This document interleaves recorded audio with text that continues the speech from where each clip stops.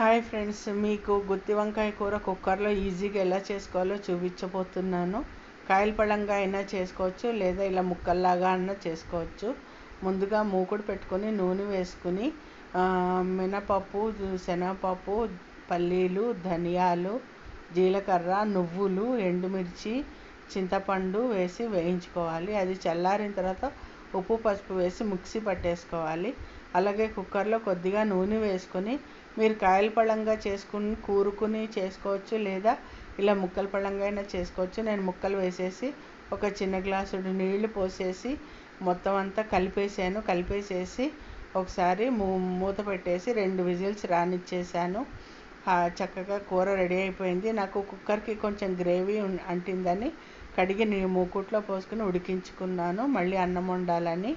అంతే ఫ్రెండ్స్, యమ్మీ కూర రెడీ అయిపోయింది. మీకు నచ్చినట్టయితే